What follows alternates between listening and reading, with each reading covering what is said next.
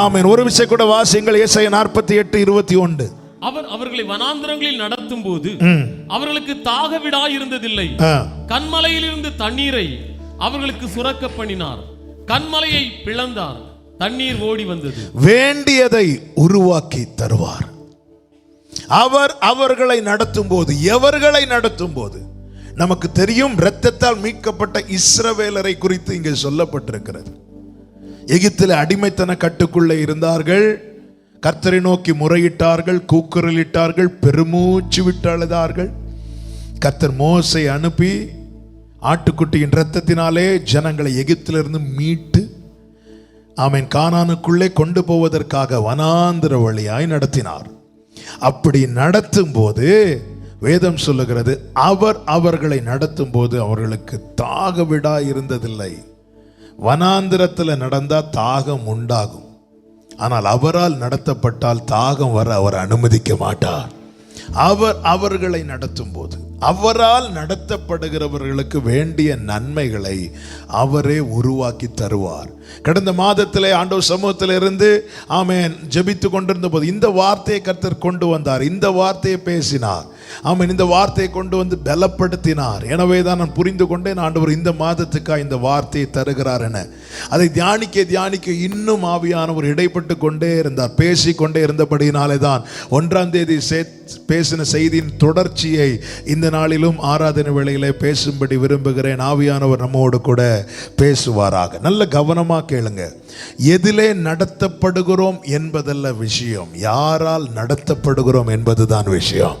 ஆமென். ஆண்டவரே என்னை அப்படி நடத்துங்க, இப்படி நடத்துங்க, என்னை இந்த பாதையில் நடத்துங்க, அப்படி அல்ல. ஆண்டவரே எனக்கு ஒன்னே ஒன்று வேணும். ஆண்டவரே என்ன வேணும்? என்னை நீங்க நடத்தணும். ஆண்டவரே கைகளை உயர்த்தி ஆமென் சொல்லுங்க பார்க்கலாம். என்னை நீங்க நடத்தணும். இஸ்ரவேல் ஜனங்கள் விக்கிரகத்தை உண்டு பண்ணி தேவனுக்கு கோபத்தை உண்டாக்கின போது ஆண்டவர் மோசே கிட்ட சொல்லுவார், மோசே இனி நான் வரமாட்டேன், இனி நான் முன்னாடி செல்ல மாட்டேன். நான் சொன்ன வார்த்தையை காப்பாற்றணும், அதற்காக நான் என் தூதனை அனுப்புகிறேன். இவர்கள் வணங்கா கழுத்துள்ள ஜனங்கள், இவங்க முன்னாடி நான் வரமாட்டேன், நான் வந்தேன் நான் கோபத்தில் அடிச்சிருவேன், நான் தூதனை அனுப்புகிறேன் சொல்லும்போது மோசே, நம்ம இருந்தால் என்ன சொல்லுவோம்? பரவாயில்ல, யாரையாவது அனுப்புகாண்டவர், எங்களை கொண்டு போய் சேர்த்தா போதும்.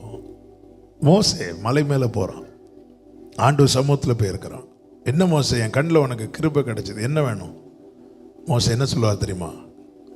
ஆண்டவரே நீங்க வரலன்னா நான் இங்கிருந்து ஒரு ஸ்டெப் கூட எடுத்து வைக்க மாட்டேன். மோசே தூதர்களை அனுப்புறேன், எனக்கு நீங்க வரணும்.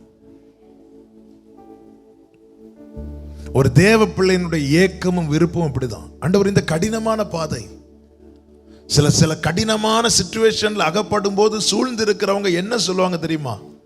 இவன் பாரு கடைசியில் சூசைட் பண்ண போறான் பாரு, இப்படியெல்லாம் சொல்லுவாங்க. அதுவும் கடன் என்கிற பாரத்தில் மூழ்கி இருக்கிறவங்களை குறித்து உறவுகளே இந்த வார்த்தையை சொல்லுவாங்க, கடைசியில் இவன் சூசைட் தான் பண்ணுவான் பாரு. உலகத்தின் பார்வை அல்ல இது, எல்லாருடைய பார்வை அப்படிதான். ஒரு கஷ்டமான சூழ்நிலை அடுத்து என்ன செய்ய முடியும்? கடந்த 2 வாரத்துக்கு முன்னாடி வந்த செய்தி, கடன் பிரச்சனை தாங்க முடியாம ஒருவர் வீட்டில் சொல்லுகிறார், இந்த கடன்ல இருந்து எனக்கு வெளிவர முடியல, நான் சூசைட் பண்ண போறேன் அப்படின்னு. உடனே ஃபேமிலியை சொல்றாங்க, அப்ப நாங்களும் வரோம், சேர்ந்து போயிடுவோம். புருஷன் மனைவி 2 பசங்க ட்ரெயின் தண்டவாளத்தில் போய் பேப்பர்ல அந்த செய்தியெல்லாம் பார்த்து உள்ளம் உடைகிறது. கடன் பிரச்சனை எத்தனையோ இருந்தும் எனக்கு தெரியும் சிலரை இதுவரை எப்படி வந்தாங்க. இந்த கடினமான சூழ்நிலை, சிலருக்கு வியாதி தொடர்ந்துட்டே இருக்கும், எவ்வளோ ட்ரீட்மெண்ட் பண்ணி வியாதி நிற்காது. சில மாதங்களுக்கு முன்பதா வருடங்களுக்கு முன்பதான் தெரியவில்லை, ஒரு செய்தி படித்தேன். தலைவலி, தீராத தலைவலி, தீராத வயிற்று வலி தாங்க முடியாததுனால ஒரு சிலர் சூசைட் பண்ணிட்டாராம். எங்க எல்லா இடத்துலையும் செக் பண்ணி தலைவலி மாறல, வயிற்று வலி மாறல, போய் சூசைட் பண்ணிட்டார். வழி தெரியவில்லை, வழி தெரியவில்லை, தங்களை தாங்களே முடித்துக் கொள்ளுகிறார்கள். ஆனால் அதன் பிறகுதான் வலியே ஆரம்பமாகும் என்பதை உலகம் அறியவில்லை. ஏன் நமக்கு வலி இல்லையா? நமக்கு பிரச்சனை இல்லையா? நமக்கு பாரம் இல்லையா? நமக்கு நுகம் இல்லையா? ஆண்டவரே, ஒரு தேவ பிள்ளையுடைய நம்பிக்கை என்ன தெரியுமா? இந்த கடினமான பாதையா இருந்தாலும் நீர் என்னோடு வருவீரானால், நீர் என்னோடு வருவீரானால் மோசே சொல்ல, நீங்க உங்க சமூகம் என் முன்னாடி போகலைன்னா நான் இங்க இருந்து ஒரு ஸ்டெப் கூட எடுத்து வைக்க மாட்டேன். அவன் உறங்கிட்டாருங்க. நீர் என்னோடு வருவீரானால், praise the Lord. நல்ல கவனமா கேளுங்க. ஆமென். நான் அடிக்கடி மியூசிஷியன்ஸ்ட்ட சொல்லுவேன், ப்ரேயர்லேயே இருக்கணும் அப்படின்னு. திடீர்னு திரும்பி பார்ப்பேன், ஏன்னா நமக்கு ஃபீல் ஆகும். எது திடீர்னு சவுண்ட்ஸ் எல்லாம் பார்த்து இப்படி கை காட்டுறது அதுதான். ஏன்னா பிரசன்னம் இருக்கிற இடத்துல நம்ம தேவன் நம்ம அப்படி அந்த இடத்துல வச்சிருக்கிறாங்கல்ல ஒவ்வொருத்தரை, அவங்க அதில் அவங்க டியூட்டி அவங்க கரெக்டாக செய்யணும். எல்லாரும் இணைந்து செயல்படும் போது தான் ஆண்டவருக்கு அது மகிமையாக இருக்கும். ஒருத்தங்க மட்டும் நின்று ஒன்றும் சாதிக்க முடியாது. எல்லாரும் இணைந்து செயல்படும் போது ஆண்டவருக்கு அது மகிமையாக இருக்கும். ஆமென். அவ்வளோதான், நம்ம தம்பிங்க தான். ஆமென். கர்த்தர் நல்லவர். நல்ல கவனமாக கேட்கணும். எப்போவுமே நம்ம விரும்புகிற ஆண்டவரை பார்த்துட்டு, ஆண்டவரே என்ன போய் இந்த வனாந்திரத்தை பார்க்குறோமா, நம்ம கூட நம்மை நடத்துகிற கர்த்தரை பார்க்குறோமா, அவர்களை நடத்தும் போது அவர், ஆமென். ஆண்டவரை ஏற்றுக்கொண்டு வனாந்திரத்தில் போறியேன்னு சொன்னா நீங்க சொல்லுங்க, நாம் போகல, அவர் கொண்டு போறார். அவர் கொண்டு போறார். ஹalleluya. ஈசாக்கு வாக்குத்தத்த சந்ததி. நாம் ஈசாக்கை போல வாக்குத்தத்த பிள்ளைகளா இருக்கிறோம். ஈசாக்க தலையில விறக தூக்கி வச்சு, பாரத்தை தூக்கி வச்சு நடத்தி கொண்டு போறார். ஈசாக்கிட்ட கேட்கலாமா, எங்க போற தெரியுமா? தெரியாது. கிளைமேக்ஸ்ல என்ன ஆக, இதோட முடிவு என்ன தெரியுமா? சாக தான் போற. உன் கழுத்துல கத்தி தான். ஏதாவது தெரியுமா ஈசாக்கு உனக்கு? எனக்கு ஒண்ணுமே தெரியாது. அப்ப ஏன் ஈசாக்கு நீ அழல? ஏன் ஈசாக்கு நீ புலம்பல? என்ன நம்பிக்கையில நடக்கிற ஈசாக்கு? எனக்கு ஒன்னே ஒண்ணு தெரியும். என்ன தெரியும்? என்ன நடத்துறது எங்க அப்பான்னு தெரியும். இது வேற யாரும் இல்லை, என் அப்பான்னு தெரியும். இந்த விறக தூக்கி என் தலையில வச்சது என் அப்பான்னு தெரியும். என்னை கூட்டிட்டு போறது என் அப்பான்னு தெரியும். அது ஒண்ணு தெரிஞ்சா போதும். இந்த பாதை நாளைக்கு என்ன எனக்கு தெரியாது, ஆனா எனக்கு ஒண்ணு தெரியும், இன்னைக்கு என் கூட இருக்கிறவர் நாளைக்கு என் கூட இருப்பார். வாழ்ந்திருக்கும் போது என் கூட இருக்கிறவர் நான் தாழ்ந்திருக்கும் போது என்னோடு இருப்பார். எனக்கு அது மட்டும் தெரிஞ்சா போதும். ஆமென் சொல்லுங்க பார்க்கலாம். கைகளை உயர்த்தி ஆமென் சொல்லுங்க பார்க்கலாம். கர்த்தர் என்னோடு இருக்கிறார், எனக்கு அது போதும். எனக்கு அது போதும். நம்ம வனாந்திரத்தை பெருசா பார்க்கிறோம், கர்த்தரை பார்க்கறதை விட்டுட்டோம். அவர்களை நடத்தும் போது அவர் நல்ல கவனிக்க. வனாந்திரத்தை நல்ல கவனிக்கணும். நான் செய்தியில் உங்க மத்தியில சொல்றது, ஆண்டவர் சமூகத்தில் இருந்து ஆண்டவர் தியானிக்க வைத்த வார்த்தைகளை தான் எழுதி, ஆமென், அதை மீண்டும் மீண்டும் தியானித்து ஆண்டவர் அதை ருசிக்க பண்ணி, ஆமென், அதை ஆண்டவர் பேச வைக்கிறார். ஆமாம், நமக்கு பிரசங்கம் எடுத்து பேசி பிரயோஜனம் இல்லை. அது ஒரு மணி நேரம் ஓடும், அது டைரியில் எழுதிட்டு போயிடலாம். அதனால ஒரு பிரயோஜனம் கிடையாது. நம்ம ஆண்டவர் சமூகத்தில் இருந்து அந்த வார்த்தையை ருசித்து ருசித்து ருசித்து, ஆமென், நல்ல கவனமாக கேளுங்க. தேவன் வனாந்திரத்தை ஏதேனாகவும் மாற்ற முடியும். வனாந்திரத்தை ஏதேனா மாற்றாமலும் அவரால் நடத்த முடியும். ஆமென் சொல்லுங்க பார்க்கலாம். மோசே வனாந்திரத்தில் ஒரு காட்சியை பார்க்கிறான். அந்த காட்சி என்ன தெரியுமா? முச்செடி பற்றி எரிகிறது. முச்செடி எரிவதில் அற்புதம். இந்த தீ நடுவிலும் அந்த முச்செடி கருகவில்லை. அது பார்க்கிறான். ஏன் கருகல? முள்ளுல தீ பற்றினா முள்ளில் பற்றின நெருப்பை போல அணைந்து முள்ளில எல்லாம் தீ பிடிச்சுன்னா கடகட கடகடான்னு ஓடிடும்ல. ஆனா இந்த செடி அணையல்ல, அது எரிஞ்சிட்டே இருக்கு. ரீசன் என்ன? ரீசன் ஒன்னே ஒண்ணுதான். ரீசன் என்ன? ரீசன் மோசே கிட்ட பேசும்படி கர்த்தர் இந்த செடியை தெரிந்தெடுத்தார். ஆமென். இந்த செடிகிட்ட கேட்கலாமா, இந்த தீல ஏன்பா நீ அணையல? அந்த செடி ஒன்னே ஒண்ணுதான் சொல்லும், அவர் என்னை தெரிந்தெடுத்தார். அவர் என்னை தெரிந்தெடுத்தார்.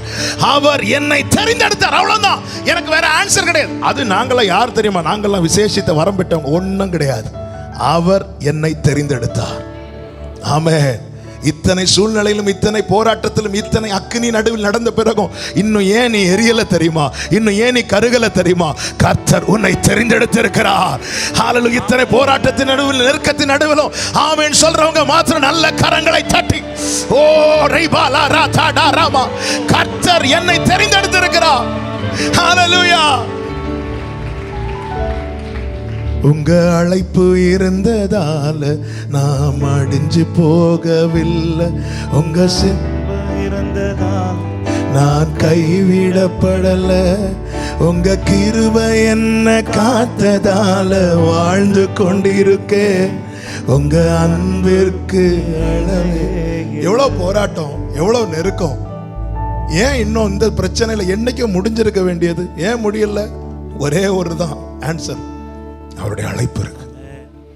அவர் தெரிந்தெடுத்து இருக்கிறார். முச்செடியே ஏன் நீ இந்த தீயிலையும் கருகல? அவருக்கு நான் தேவை. அவருடைய ஏதோ ஒரு காரியத்தை நடப்பிக்க நான் தேவை. ஏன் ஏன் ஏதேன்ல விருட்சங்களை உண்டாக்கினவருக்கு இந்த வனாந்திரத்தில் அவர் விரும்பின ஒரு விருட்சத்தை உண்டாக்கி அதிலிருந்து மோசே கிட்ட பேச தெரியாதா? இது காட்ஸ் பிளான். இந்த முச்செடியை வச்சிருக்கிறதுக்கு ஒருவேளை உங்க வீட்டில் இருக்கிற அத்தனை பேரும் ஒன்ன ஒரு முள்ளா பார்க்கலாம். ஆமென். அப்படி இருந்தும் ஏன் இந்த போராட்டத்தில் இந்த நெருக்கத்திலையும் கருகவில்லை? ஒன்றை மட்டும் புரிஞ்சுக்கோங்க. இப்படிப்பட்ட கேள்விகள் வரும்போது நீ சொல்லு, அவருக்கு நான் தேவை, அவருக்கு நான் தேவை, என் அப்பாவுக்கு நான் தேவை, அவருக்கு நான் தேவை. ஆமென். ஹல்லேலூயா. அவர் அவர்களை வனாந்திரத்தில் நடத்தும் போது அவரால் நடத்தப்படுகிறவர்கள். அவர் வனாந்திரத்தை ஏதேனாய் மாற்றியும் நடத்த முடியும். ஒண்ணு இல்லைனால் அவரால் நடத்த முடியும். ஆனால் அவரால் நடத்தப்படுகிறவர்கள் எங்களுக்கு ஒண்ணு இல்லைன்னு சொல்ல விட மாட்டார். ஹல்லேலூயா. ஆமென் சொல்லுங்க பார்க்கலாம். யோவான் சுவிசேஷம் 21வது அதிகாரம். ஆண்டவராக இயேசு கிறிஸ்து மரித்து அடக்கம் பண்ணப்பட்டு உயிர் தெழுந்த பிற்பாடு பேதுரு டல்லா இருக்கிறார். சீஷர்களை பார்த்து சொல்றாங்க, மீன் பிடிக்க போலாம் வரீங்களா அப்படின்னு. அவங்களும் கூட போறாங்க. எல்லாரும் மீன் பிடிக்க போறாங்க. அவங்க ஒண்ணுமே பிடிக்கல. அப்பொழுது யார் அங்கே வருகிறார் என்றால் இயேசு கிறிஸ்து அங்கே வருகிறார். ஆமென். வந்து புசிக்கிறதுக்கு ஏதாவது இருக்கான்னு கேட்கிறாங்க. இல்ல அப்படின்னாங்க. 6வது வசனத்தை வாசிங்க.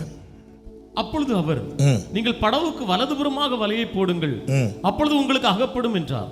அப்படியே அவர்கள் போட்டு திரளான மீன்கள் அகப்பட்டதினால் அது இழுக்க மாட்டாது. இப்போ மீன் பிடிக்கல முதல்ல. அப்புறமா ஆண்டவர் சொல்றாங்க, நீ வலையை போடு, அகப்படும்.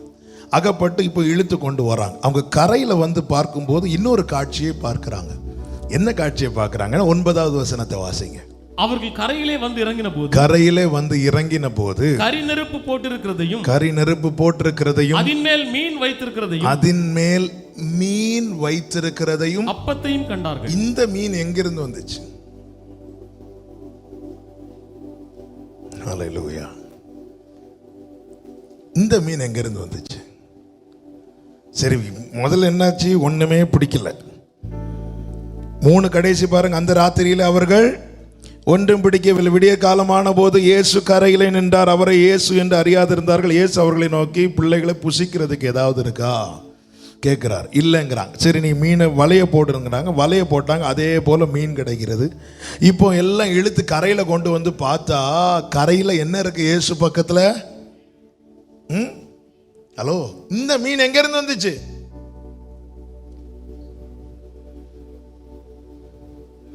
நான் ஆவிக்குரிய கண்ணோட்டத்தோடு சொல்லுகிறேன். யார் அவர்? இல்லாதவைகளை, ஹல்லேலூயா, ஆழத்துல இருக்கிற அதே மீன் அவர் கரையில இருந்தா கரையில இருக்கும்.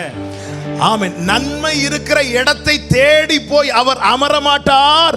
அவர் இருக்கிற இடத்துல நன்மை உருவாக்கப்படும். நன்மையான எந்த ஈவும் பரத்திலிருந்து உண்டாகி ஜோதிகளின் பிதாவினிடத்திலிருந்து இறங்கி வருகிறது.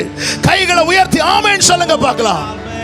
ஆண்டவரே, என்னால ஆழத்துக்கெல்லாம் போக முடியலையே ஆண்டவரே. ஆமென். நன்மை எங்க இருக்குப்பா? ஆழத்துல இருக்கு. ஆழத்துலயா இருக்கு? உங்ககிட்ட இருக்கு ஆண்டவரே. நாம ஏன் வனாந்திரத்தை குறித்து கலங்குறோம் தெரியுமா? நாம நினைக்கிறோம் அங்க எகிப்துல இருக்கும்போது, இஸ்ரவேலுடைய பிரச்சனையே தான். எகிப்துல இருக்கும்போது ஹல்லேலூயா, அவர் இருப்பது ஆழத்துல. லூக்கா 5வது அதிகாரத்துல ஆழத்துல கொண்டு போய் வலை போட வச்சார். ஆழத்துல எந்த மீன் எடுக்கிறையோ அதே மீன் அவர் கரையில இருந்து எடுப்பார். அவர் அவர் நன்மைகளின் நாயகன். ஆமென். எந்த ஒரு நன்மை அவரால் உருவாக்க முடியும். ஆபிரகாம் வயது முதிர்ந்தவனானான். சரீரம் செத்த நிலைமை. சாராளுக்கு ஸ்திரீகளுக்குள்ள வழிபாடு நின்று போயிட்டு கற்பம் செத்து போயிருக்கிறது. ஆமென். ஆபிரகாம்கிட்ட கேட்டாலும் நோ சொல்லுவான், சாராள்கிட்ட கேட்டாலும் நோ தான் சொல்லுவாங்க. ஆமென். வேதம் அந்த இடத்துல தான் சொல்லுகிறது, அவர் இல்லாதவைகளை இருக்கிறதை போல. ஒரு குழந்தைய கொடுத்து சும்மா குழந்தைய கையில கொடுக்கல, கற்பம் தரிக்க வைத்து அதை பெற்றெடுக்க வைத்தார். அப்படின்னு என்ன அர்த்தம்? உள்ளே குழந்தையை சுமக்குவதற்கு வேண்டிய பலத்தையும் ஆரோக்கியத்தையும் யாருக்கு கொடுத்திருக்கிறார்? சாராள் கொடுத்திருக்கிறார். ஆமென். தேவன் ஒரு சைடை மட்டும் பார்க்க மாட்டார், எல்லா சைடையும் பார்ப்பார். ஆமென் சொல்லுங்க பார்க்கலாம். எல்லா சைடையும் பார்ப்பார். அது குழந்தை பெற்றுட்டு அப்படியே சாராள் கண்ணை மூடல. ஆமென். ஆபிரகாம் 100 வயதானவனுக்கு நீ பிள்ளை கிடைச்சா என்ன, போனா என்ன? ஆபிரகாம் எத்தனை வருஷம் வரை உயிரோடு வாழ்ந்தான் தெரியுமா? 175 வருஷம். அவன் ஈசாக்கோடும் யாக்கோபோடும் கூடாரங்களில் குடியிருந்தான் என்று வேதம் சொல்லுகிறது. அவன் ஈசாக்க பார்க்கிறதே பெரிய விஷயம் நினைச்சிட்டு இருந்தான், அவர் யாக்கோபையும் பார்க்க வைத்தார். ஆமென். அவர் சிருஷ்டிகர். எனக்கு வேண்டிய நன்மை நான் நடக்கிற எனக்கு நியமித்த பாதையில் இல்லாமல் இருந்தாலும் எனக்கு ஒன்று தெரியும், அவர் சிருஷ்டிகர். அவர் உருவாக்கி தருவார், அவர் உருவாக்கி தருவார். கைகளை தட்டி ஆண்டவருக்கு மகிமை செலுத்துங்க பார்க்கலாம். ஆமென். ஏசாயா 65வது அதிகாரம் 65:18 வாசிங்கள். ஏசாயா 65:18. நான் சிருஷ்டிக்கிறதினாலே நீங்கள் என்றென்றைக்கும் மகிழ்ந்து களி கூர்ந்திருங்கள். ஆமென். அப்போ என்னை மகிழ்விக்க தேவன் என்ன செய்கிறார்? சிருஷ்டிக்கிறார். நான் மகிழும்படியான காரியங்கள் என்னிடத்தில் இல்லாமல் இருக்கலாம், ஆனால் என்னை மகிழ்விக்கிறவர் என்னோடு இருக்கிறபடியினாலே எனக்கு வேண்டியதை சிருஷ்டித்து தருவார், உருவாக்கி தருவார். அவர் உருவாக்கி தருவார். உமக்கு காத்திருக்கிறவர்களுக்கு நீர் உண்டு பண்ணி வைத்தவைகள் நீர் ஆயத்தம் பண்ணுங்க. அவர் ப்ரிப்பேர் பண்ணி தருவார். கொஞ்சம் வெயிட் பண்ண, நான் அவனுக்கு ப்ரிப்பேர் பண்ணி கொடுக்கிறேன். நான் சிருஷ்டிக்கிறதினாலே நீங்கள் மகிழ்ந்து. ஈசாக்கு பலிபீடத்திலே அவனை ஆபிரகாம் வைக்கிறான். ஆபிரகாம் நினைச்ச இதோட எல்லாம் முடிஞ்சது அப்படின்னு இல்ல, அங்கே கர்த்தர் உருவாக்குகிறார். யாரை உருவாக்குகிறார்? கீழிருந்து ஒரு செய்தி வருகிறது. என்ன? ரெபேக்காள் பிறந்திருக்கிறாள். நீங்க ஆதியாகமம் 22 எடுத்து படிச்சு பாருங்க. பலிபீடத்தில் வச்சதுக்கு அப்புறம் தான் ரெபேக்காளை குறித்த செய்தி வரும். ரெபேக்காளை பெற்றான். நான் சிருஷ்டிக்கிறதுனால நீங்கள் மகிழ்ந்து. ஈசாக்கு என்று தேவன் ஆயத்தம் பண்ணினது, தேவன் உருவாக்கினது. இங்க பலிபீடத்தில் வச்சு இதோட இவன் கதை முடிஞ்சேன்னு சொல்லி கத்தியை எடுக்கும் போது அங்கே ஒரு அழுகையின் சத்தம் கேட்கிறது. ஒரு குழந்தை பிறந்து அழுது. இவன் சின்ன பையன் ஈசாக்கு. செய்தி வருது, நேர வருது. பலிபீடத்தில் வைக்கப்பட்ட பிறகு கேட்ட செய்தி தான், ரெபேக்காள் பிறந்திருக்கிறாள். நான் சிருஷ்டிக்கிறதுனால நீங்கள் மகிழ்ந்து. ஆண்டவர் நம்முடைய எல்லாவற்றையும் முன்னதாக கண்டு என்னை கடந்த சில வாரங்களாக என்னை ரொம்ப ஆச்சரியப்படுத்தி தியானிக்க வைத்து ஆண்டவரை பிரைஸ் பண்ண வைத்த காரியம் அதுதான். 1000 தலைமுறைக்கும் இரக்கம் செய்வேன் என்றார். என்னை ஆண்டவர் எப்படி தியானிக்க வைத்தார் என்றால், என்னுடைய 1000வது தலைமுறையை கர்த்தர் பார்க்கிறாரா? இதை நம்மால யோசிக்க முடியுதா? நம்ம அடுத்த தலைமுறையை பார்த்தாலே போதும், ஆண்டவரே நீ உன் பிள்ளைகளின் பிள்ளைகளையும். அடுத்தது உடனே இஸ்ரவேலுக்கு உண்டாகும் சமாதானத்தையும். அவ்வளவுதான், சமாதானம். ஆண்டவரே எனக்கு இதுவே போதும். ஆண்டவர் சொல்றாரு, உன் பிள்ளைகளுடைய எல்லா வழிகளும் உனக்கு தெரியுமா? தெரியாது. உன் பிள்ளைகளுடைய பிள்ளைகள் தெரியாது. ஆண்டவர் சொல்ற, எனக்கு உன்னுடைய 1000வது தலைமுறை எப்படி இருக்கும்னு எனக்கு தெரியும். இதெல்லாம் யோசிக்க முடியுதா நமக்கு? நாம நம்முடைய சிந்தைக்குள்ளே தேவனை கொண்டு வர பார்க்கிறோம், அவர் அவருடைய எல்லைக்குள்ளே நம்மை கொண்டு போக பார்க்கிறார். எனவேதான் ஆபிரகாமே கூடாரத்தை விட்டு வெளியே வா. நாம் நம்முடைய எல்லைக்குள்ள ஆண்டவரை கொண்டு வந்துட்டு அவரை வச்சுட்டு முடியாது. ஆமென். அவருடைய எல்லை. ஆபிரகாமே நீ வெளியே வா, உன் கூடாரத்தை விட்டு வெளியே வா, உன் திராணியை விட்டு வெளியே வா. நான் சிருஷ்டிக்கிறதினாலே நீங்கள் மகிழ்ந்து. எத்தனை பேர் நம்புறீங்க? கடந்த டிசம்பர் மாதத்தில் ஒரு ஃபேமிலி இங்கே வந்திருந்தாங்க. சென்னையா செங்கல்பட்டான்னு தெரியல, வந்திருந்து எங்களுக்காக ப்ரேயர் பண்ணுங்க பாஸ்டர், 9 வருஷம் ஆச்சு எங்களுக்கு. இல்லை, ரொம்ப அவங்க சொல்லும் போதே அவங்களுக்கு ரொம்ப வேதனையாக இருந்துச்சு. நமக்கு தெரியும், ஒரு குறிப்பிட்ட நாட்கள் தாண்டும் போது ஜனங்கள் கேட்குற கேள்வி, கல்யாணம் ஆகலைன்னா உனக்கு இன்னும் கல்யாணம் ஆகலையான்னு கேட்பாங்க. கல்யாணம் முடிஞ்சு அந்த செலவெல்லாம் அப்போ தான் முடிஞ்சு, அப்போ தான் டயர்டு தீர்ந்துருக்கும். ஏன்னா ஏதாவது விசேஷம் உண்டா, எங்கேருந்தா வண்டி பிடிச்சி வராங்களோ தெரில. ஆனால் நம்ம என்ன சொல்லணும், எங்களுக்கு இல்லை, உங்களுக்கு ஏதாவது விசேஷம் இருந்தா சொல்லுங்க. அப்படியே கேட்டு கேட்டு கேட்டு கேட்டு கேட்டு கேட்டு கேட்டு இல்லை 9 வருஷம்னா அது ஜோமெண்ட்டு போனாங்க. போன வாரம் சண்டே சர்வீஸ் முடிச்சுட்டு நைட்டு தூங்க போகலான் இருக்கிறேன். இல்லை, அடுத்த நாள் இந்த டெய்லி மன்னாக்கு வசனம் எடுத்து ப்ரிப்பேர் பண்ணிட்டு இருக்கிற ஃபோன் வருது. பிரதர், எங்களுக்கு ஞாபகம் இருக்குதா, என்னை போன மாதம் வந்து ப்ரேயர் பண்ணிட்டு போனோம், 9 வருஷம் ஆச்சு. எனக்கு உண்மையில மறந்துட்டேன். சொல்லுங்க சிஸ்டர், ஆண்டவர் எங்களை நினைத்தருளி அந்த மாசமே எங்களை பிளஸ் பண்ணி இருக்கிறார். அந்த மாசமே எங்களை பிளஸ் பண்ணி இருக்கிறார். டாக்டர்ஸ் நோண்டாங்க. எப்படி இது சாத்தியமாகும்? நான் சிருஷ்டிக்கிறதுனாலே நீங்கள் மகிழ்ந்து. நம்ம சர்ச்சில் சாட்சி இன்னைக்கு காணல. அருணன் காணல. 4 வருஷம் குழந்தை கிடையாது. 2 டாக்டர்ஸ் சொல்லிட்டாங்க உங்களுக்கு குழந்தை பிறக்கிறதுக்கு சான்ஸே கிடையாது. 2 டாக்டரும் சர்டிஃபிகேட் கொடுத்துட்டாங்க. 4 வருஷம் கிடையாது. குடும்பமா இருந்த ஆண்டவர் சமூகத்தில் இருந்து அழுதாங்க. ஆமென். கர்த்தர் அந்த வருஷமே 4வது வருஷம் நினைத்தருளினார், ஆசீர்வதித்தார். 1 2 3 4 5 6 தருவார். ஆனா அவங்க போதும்ட்டாங்க. நான் சிருஷ்டிக்கிறதுனாலே நீங்கள் மகிழ்ந்து 4 வருஷம் காத்திருக்க வச்சார். 5 ஆசீர்வாதம் கொடுத்தார். நம் தேவன் பெரியவர். ஆமென். அப்படி வரிசையா பிள்ளைங்களை கூட்டு வருவார். ரொம்ப சந்தோஷமா இருக்கும். இல்ல போயிட்டாங்க. ஃபர்ஸ்ட் சர்வீஸ் வந்திருந்தாங்க. நான் எதுக்கு சொல்றேன் அப்படின்னா, அவர் சிருஷ்டிகர் என்பதை நம்ம மறக்கிறோம். சிருஷ்டிகர் என்பதை மறக்கிறோம். ஆண்டவர் கேட்கிற சீஷர்கள் வந்து சொல்றாங்க, ஆண்டவரை இந்த இடம் வனாந்திரம். ஏன் வனாந்திரத்தை பார்த்து சொல்லல? ஹே வனாந்திரமே, யார் இருக்கிறா தெரியுமா? ஏன் சொல்ல முடிய மாட்டேங்குது? பெரிய பர்வதமே, நீ எம்மாத்திரம்? செருபாபேல் முன்னாடி சமபூமியாவா? ஏன்னா செருபாபேல் தனியே வரல, அவன் தலைக்கல்லோடு வருகிறான். யார் அந்த தலைக்கல்? என் ஆண்டவராகிய இயேசு கிறிஸ்து. அதற்கு கிருபை உண்டாவதாக, கிருபை உண்டாவதாக என்று சொல்லப்படும். ஏன் சொல்ல மாட்டேங்கிறோம்? நம்ம அதாவது வேற இந்த உலகத்துல வேற எதை பார்த்தாலுமே நமக்கு நம்முடைய உறுதியா நம்ப முடியாது, எதையுமே நம்ப முடியாது. ஆனா ஆண்டவரை வந்து நம்பணும். தேவ பிள்ளையினுடைய ஒரே அடையாளம் என்ன தெரியுமா? விசுவாசம். ஆமென்.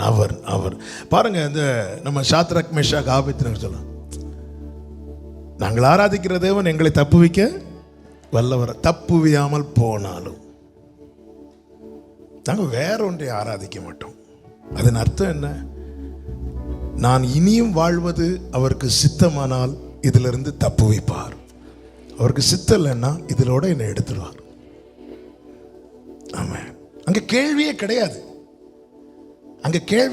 நான் இனியும் என்னுடைய ஓட்டம் இந்த பூமியில் இன்னும் தொடர வேண்டுமானால் இந்த வியாதியிலிருந்து என்னை தப்புவிப்பார். இல்லை முடிந்ததா இதில் என்னை பரிசுத்தப்படுத்தி என்ன ஒரு இதுதான் தேவன் பெயரில் இருக்கிற நம்பிக்கை. ஆண்டவரே என்னை போட்டு இப்படி வர வச்சுட்டீங்களே ஆண்டவர், என்ன போட்டு அப்படி அல்ல. ஆண்டவருக்கு தெரியும் இந்த ஆத்மாவுக்கு அவர் கொடுத்து, இந்த ஆத்மாவுக்கு கிரயம் கொடுத்தவர் அவர். ஆமென். ஒருத்தங்க வியாதியில ரட்சிக்கப்பட்ட ஒருத்தங்க வியாதியில நெருக்கத்தில் துடிக்கும் போது அந்த உறவுகள் எவ்வளவு வேதனைப்படுறாங்களோ, துடிக்கிறாங்களோ, அதை விட கிரயம் கொடுத்தவருடைய இருதயம் துடிக்கும். ஆமென். அவருடைய சித்தம். நாங்கள் ஆராதிக்கிற தேவன் எங்களை தப்புவிக்க வல்லவராய் இருக்கிறார். தப்புவியாமல் போனால் நாங்கள் வேற ஒன்றை ஆராதிக்க மாட்டோம். என்ன அதன் அர்த்தம்? எனக்கு இன்னும் தேவன் ஓட்டத்தை வைத்திருக்கிறார் என்றால் இந்த அக்னி சூளையை நீ 7 மடங்கு ஆக்கினாலும் இதிலிருந்து அவரை வெளியே கொண்டு வருவார். இல்லை இதோட என் ஓட்டம் முடியுமானால் கர்த்தர் எடுத்துக்கொள்வார். ஆமென். இதுதான் ஆண்டவர் எனக்கு அப்படி தாங்க, எனக்கு இல்லை எனக்காக பாதையை நான் நியமித்து அவரை துணைக்கு அழைக்கவில்லை. அவர் பாதையை நியமித்து எனக்கு துணையாய் வந்து கொண்டிருக்கிறார். பாதையை நியமித்து எனக்கு துணையாய் வந்து கொண்டிருக்கிறார். இதுதான் எசேக்கியாவிட்ட சொல்றார். எசேக்கியா நல்லா தான் போயிட்டு இருக்கிறாரு. வியாதி வந்ததும் நேர ஏசாயா வந்து சொல்றாரு, வீட்டு காரியத்தெல்லாம் ஒழுங்குபடுத்திருங்க, நீர் மறிக்க போகிறீர் அப்படின்னு. ஓகே, தேவ சித்தம் அதுதான், விட்டுருக்கணும். விடல, ஒன்று அழ ஆரம்பிச்சிட்டார். நான் நமக்கு முன்பாக அப்படி இப்படி நடந்தேன், அதனால தான்ப்பா சொல்றேன் வந்துரு. அழுது 15 வருஷத்தை வாங்கிட்டாப்ல. அதன் பிறகு நீங்க பைபிள் படிச்சீங்கன்னா தெரியும், அவன் மனமேட்டிமையானான். பாபிலோன் ராஜாவுக்கு உள்ள இருக்கிற அவ்வளத்தையும் திறந்து காட்டினான். அவ்வளவுதான், இஸ்ரவேல் அடிமைப்படுவதற்கு ரெடி ஆயிட்டாங்க. அதன் பிறகு அந்த 15 இயர்ஸ்ல தான் மனாசே பிறக்கிறான். அந்த மனாசை நிமித்தம் பைபிள் அந்த வார்த்தை படிக்க ரொம்ப வேதனையா இருக்கும். மனாசை நிமித்தம் யூதா கோத்திரத்தை அவர் தம்முடைய சமூகத்தில் இருந்து தள்ளிவிட்டார். சில காரியங்கள் நமக்கு புரியாது, சில காரியங்கள் நமக்கு தெரியாது. ஏன் ஆண்டவர் என்னை எப்படி நடத்துகிறார் நமக்கு புரியாது. நாம் நம்முடைய இன்றைய சூழலை மாத்திரம் மனதில் வைத்து அவர்கிட்ட நாம ரூட் போட்டு கொடுக்கிறோம். அவர் என்னுடைய 1000வது தலைமுறை வரைக்கும் அவன் ரூட் அவருக்கு தெரியும், வழிகள் அவருக்கு தெரியும். நடத்த நம்பி விட்டு கொடுங்கள். கிரயம் செலுத்தினவர் உன்னை அடுத்தவன் கையில விட்டு கொடுக்க மாட்டார். ரத்தம் சிந்தி மீட்டவர் கூலிக்கு இருக்கிறவன் தான் ஓடி போவான். ஆனால் அவர் ஜீவனை தந்து நம்மை மீட்டு கொண்டார். அவருடைய சித்தம் நடக்கட்டும், அவருடைய சித்தமே நடக்கட்டும். நம்பி விட்டு கொடுங்க. எப்படி நடத்தணுமோ நடத்துங்கப்பா. ஆமென். கடினமான பாதை எல்லாருக்கும் யாருமே விரும்பி கேட்க மாட்டோங்க. யாருமே, நானும் சரிதான், யாரும் சரி, யாருமே விரும்பி கேட்க மாட்டோம். ஒரு சின்ன அதுவும் இந்த டைம்ல எல்லாம் இப்போ கொஞ்சம் பழகிட்டோம். போன வருஷம்லாம் லைட்டா ஒரு இருமல் வந்துச்சு. ஆண்டவரே இல்ல, நான் வேற அந்த டைம் மலேசியாவிலேருந்து மலேசியா போயிட்டு வந்து அடுத்த வாரம் தான் லாக்டவுன் போட்டாங்க. வீட்டுக்கு ஃப்ரெண்ட்லேயே வந்து ஒட்டிட்டாங்க. சிலரெல்லாம் பார்த்துருக்குறேன், அப்படியே மெதுவாக நடந்து வருவாங்க. எங்கே கேட் வந்ததும் ஸ்பீடாக நடந்து போவாங்க, ஏதோ அதில் கொரோனாவை ஒட்டி வச்சிருக்கிறது போல. அப்படி ஒரு சில விசுவாசிகளையும் நான் பார்த்தேன், அப்படியே நடந்து வருவாங்க. கேட்டுக்கிட்ட வந்ததும் கடகடான்னு போவாங்க. ஏன்னா கொரோனா பார்க்கறதுக்குள்ள இவங்க என்ன செஞ்சாகணும், கேட்டை கிராஸ் பண்ணி ஆகணும். ஒட்டிட்டு போவாங்க. டெய்லி ஃபோன் வரும், சார் எப்படி இருக்கீங்க, நல்லா இருக்கீங்களா. இந்த ஃபோன் வரும்போது நமக்கு இருமணும் போல இருக்கும். அதுவரை இருமல் வராது, அதுவரை ஜாலியாக தான் இருக்கும். அந்த ஃபோன் வரும்போது தான் தொண்டெல்லாம் அடைக்கும். ஆண்டவரே,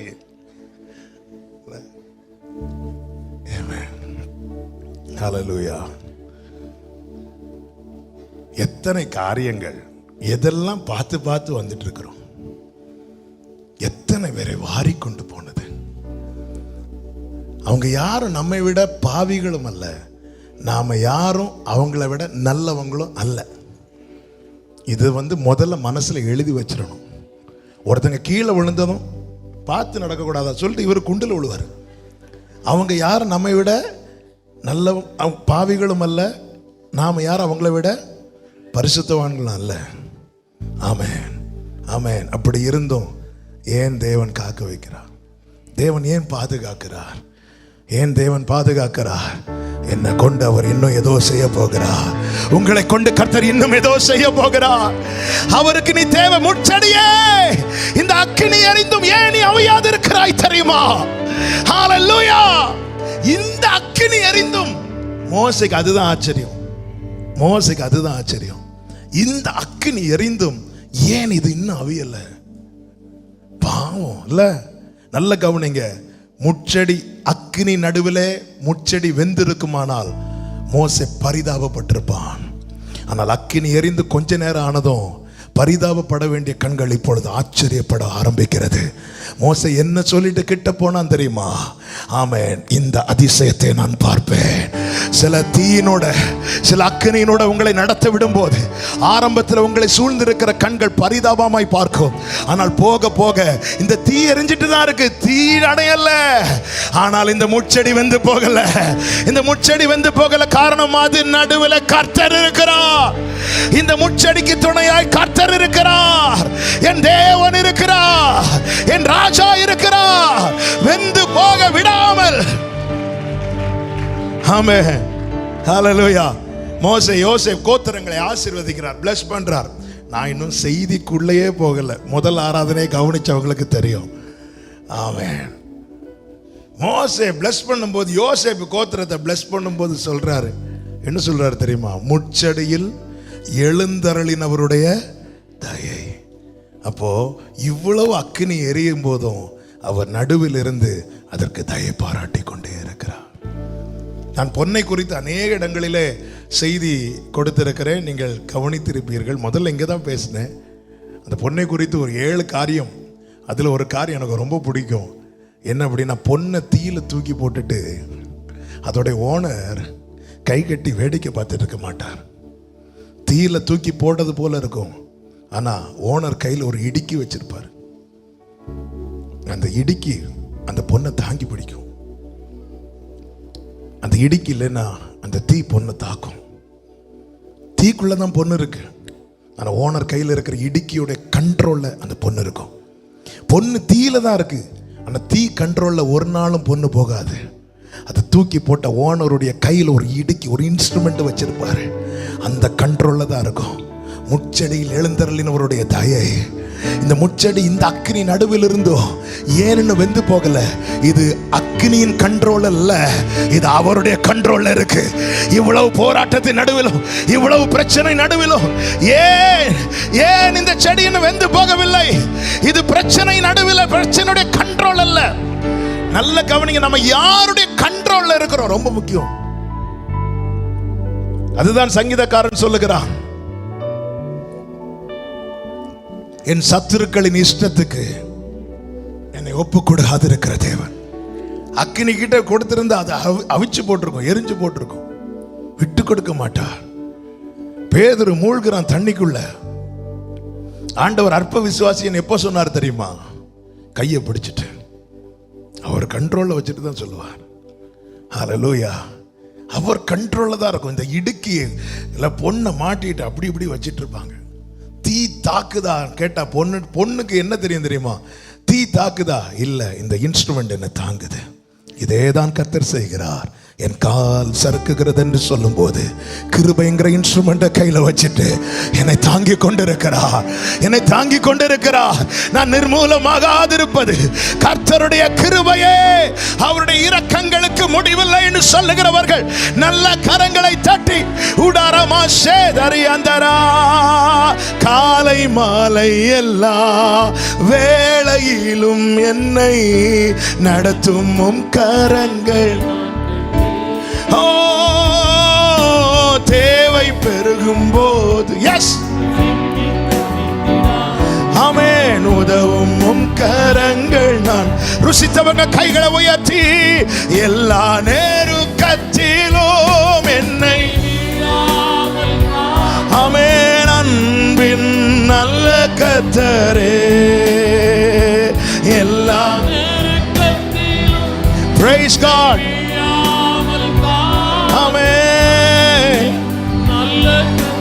ஹல்லேலூயா. ஆயிரம் ஆயிரம் நன்மைகள்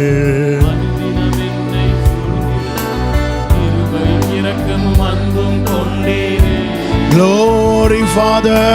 ஆயிரம் ஆயிரம் நன்மைகள். ஆமென். சொல்லுங்க, நல்ல எபினேசராய், நல்ல எபினேசர். நன்றி சொல்ல வார்த்தை இல்லையே. ஹல்லேலூயா. நல்ல எபினேசரா. Thank you Father. நன்றி சொல்ல வார்த்தை இல்லை. நல்ல கவனமா கேளுங்க. கர்த்தருடைய நாமத்துக்கு மகிமை உண்டாவதாக. ஆமென். இந்த வசனத்தை திருப்பி வாசிங்கள். ஏசாயா 48:21. 48:21. அவர் அவர்களை வனாந்தரங்களில் நடத்தும் போது, இனி நான் சொல்லுகிற வார்த்தையை நல்ல கவனமா கேட்கணும். ஆமென். இப்பொழுதுதான் உண்மையிலே செய்திக்குள்ளே போகிறேன். வாசிங்க. அவர்களுக்கு தாகவிடா இருந்ததில்லை, கன்மலையிலிருந்து தண்ணீரை அவர்களுக்கு சுரக்க பண்ணினார். கன்மலையிலிருந்து தண்ணீரை சுரக்க. ஒரு தாகம் வரும்போது ஜனங்க எதை தேடுவாங்க? தண்ணீரை தேடுவாங்க. இப்போ நம்ம இருக்கிறோம், ஒரு இடத்துல நிற்கிறோம், நல்ல தாகம் இருக்கு, பக்கத்தில் ஒரு கண்மலை இருக்கு. நம்ம தண்ணியை எங்க தேடுவோம்? அந்த கண்மலையில இருந்துட்டு சுத்தி பார்ப்போம் இல்ல? ஒரு பாறை இருக்கு, இப்படி சுத்தி பார்ப்போம். தெரியலையா? கண்மலை மேல நின்றுட்டு சுத்தி பார்ப்போம். ஒரு நாள் நம்ம எங்க பார்க்க மாட்டோம்? அந்த பாறையை பார்க்க மாட்டோம். என் வழிகள் உங்கள் வழிகள் அல்ல.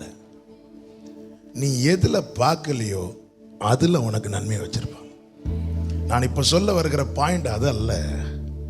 நான் ஆவிக்குரிய கண்ணோட்டத்தோடு ஆவியானவர் கடந்த நாளில் அதிகமாய் பலப்படுத்தின வார்த்தை உங்கள் மத்தியில் சொல்ல விரும்புகிறேன். பிதாவாகிய தேவன் ஜனங்களை வனாந்திரத்திலே தனிமையில் நடத்தவில்லை. அவர்களுக்கு வேண்டிய நன்மையை இந்த கண்மலைக்குள்ளே வைத்திருக்கிறார். வேண்டிய நன்மை எதுக்குள்ள இருக்கு? கண்மலைக்குள்ள இருக்கு. அப்படியே இந்த வசனத்துல கை வச்சுட்டு 1 கொரிந்தியர் 10வது அதிகாரம் அதனுடைய 4வது வசனத்தை வாசிங்கள். 1 கொரிந்தியர் 10:4.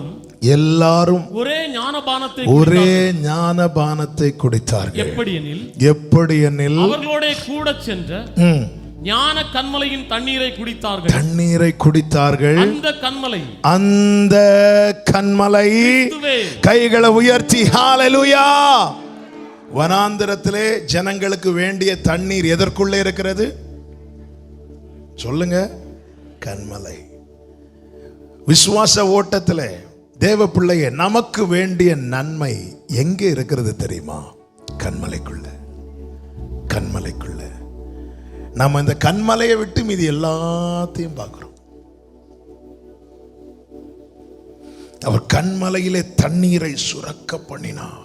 உள்ள தண்ணி ரெடி ஆயிட்டு இருக்கு, உள்ள நன்மை ரெடி ஆயிட்டு இருக்கு. வெளியே பார்த்தா தெரியல, உள்ள இருக்கு. அந்த கண்மலை யாரு? கிறிஸ்து. அப்படி என்றால் என கேட்கிற அன்பு சகோதரா சகோதரி, வாழ்க்கை வனாந்தரமா இருப்பதை குறித்து கலங்காதே. உனக்கு வேண்டிய எல்லா நன்மையும் உன்னோடு பயணிக்கிற கிறிஸ்துவுக்கு உள்ளே இருக்கிறது. ஹalleluya. அவருக்குள்ளே இருக்கிற நமக்கான நன்மை என்ன?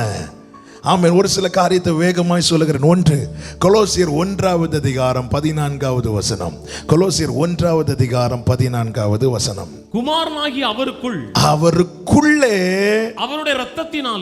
அவருடைய இரத்தத்தினாலே பாவ மன்னிப்பாகிய மீட்பு நமக்கு கிடைத்த மிகப்பெரிய நன்மை என்ன தெரியுமா? அவருக்குள்ளே நமக்கு இருக்கிற நன்மை என்ன தெரியுமா? பாவ மன்னிப்பாகிய மீட்பு நமக்கு உண்டாயிருக்கிறது. மன்னிப்பு. ஆண்டவர் கிருபையினால ஒரு பாட்டு நம்மளை பாட வச்சார். என்ன பாட்டு? உம்மழகான கண்கள் என்னை கண்டதாலே முடிந்ததென்று நினைத்தனா உயிர் வாழ்கின்ற. இந்த பாட்டை மட்டும் நான் போய் சோதோம்ல ரிலீஸ் பண்ணியிருந்தா அங்க எனக்கு அன்னைக்கே அடக்காராதனை பண்ணியிருப்பாங்க. சோதோம்ல கர்த்தர் எப்படி பார்த்தார்? அக்கினி ஜுவாலை போன்ற கண்ணில் பார்த்ததும் எரிஞ்சிட்டு. சங்கீதக்காரன் நடுங்கி சொல்லுகிறான், நீர் அக்கிரமத்தை கவனித்திருப்பீரானால் யார் நிலை நிற்பான்? சோதோமின் அக்கிரமத்தை கவனிக்க பார்த்தார், அவ்வளவுதான். தீமையை பார்க்க மாட்டாத சுத்த கண்ணன். அவர் பார்த்தார், சோதம் எரிந்து சாம்பலாயிட்டு. அந்த எஃபெக்ட் இப்பவும் இருக்குதான், எரிந்து சாம்பலாயிட்டு. அதே போல என்னையும் உங்களையும் தேவன் பார்க்காதிருக்க காரணம் என்ன தெரியுமா? நமக்காய் அனுப்பப்பட்டவருக்குள்ளே நமக்கு பாவ மன்னிப்பாகிய மீட்பு இருப்பதினால.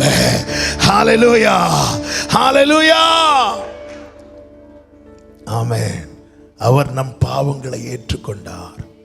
அவருக்கு முன்பதாக ஒரு திமிர்வாதக்காரனை, கட்டில் கிடையாய் கிடந்த திமிர்வாதக்காரனை கொண்டு வந்து ஒரு வீட்டின் கூரையை பிரித்து அவருக்கு முன்பாக இறக்கி வைத்த போது எல்லாரும் நீ சுகமாவா, எழும்பி நடன்னு சொல்லுவாங்கன்னு பார்த்துட்டு இருந்த ஆண்டவர் சொன்னார், உன் பாவங்கள் உனக்கு மன்னிக்கப்பட்டது. யாரிடத்துல வந்திருக்கிறோம்? மன்னிப்பை அருளுகிறவரிடத்தில் வந்திருக்கிறோம். அவருக்குள்ளே நமக்கு இருக்கிற மிகப்பெரிய நன்மை என்ன தெரியுமாங்க? நம்மை தேவன் மன்னித்து அங்கீகரித்தது.